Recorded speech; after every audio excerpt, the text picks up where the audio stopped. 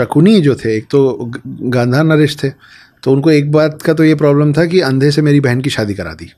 तो उस समय होता था कि अतिथि जब आपके पास आता है तो आप जो होस्ट हैं वो जो खिलाएंगे उसको ग्रहण करना पड़ेगा, अच्छा खिलाएं, बुरा खिलाएं, ज़्यादा खिलाएं, कम खिलाएं।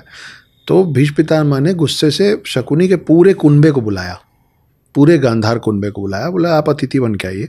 जैसे ही वो आया उनको जेल में भर दिया सबको, गांधार नरेश सहित, जिसमें प्रिंस ऑफ गांधार शकुनी भी थे। और उनको रोज़ एक मुट्ठी चावल देते थे सबके बीच में खाने के लिए। एक मुट्ठी चावल से कैसे खाएंगे इतने लोग? धीरे धीरे वो पेरिश होने लग गए, मरने लग गए।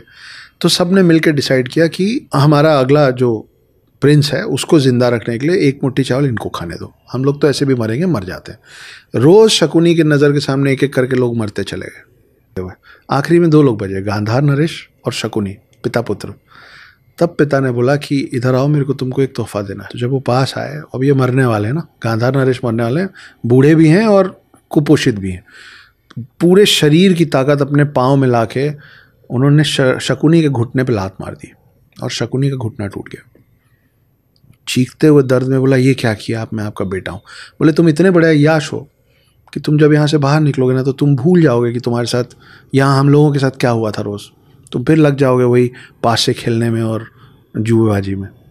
इसलिए मैंने तुम्हारी टांग तोड़ दिया। हर कदम चलते समय याद रखना कि पूरे गांधार के सब लोगों का इस कुरुवंश ने क्या किया था, पहली बात। दूसरा, अब मैं तुमको तोहफा दे रहा हूँ कि मेरे मरने के बाद मेरी हड्डियों का पासा बनवाना, जो मांगोगे आएगा। वो वही पासे थे जिसमें पांडव सब कुछ हारे थे।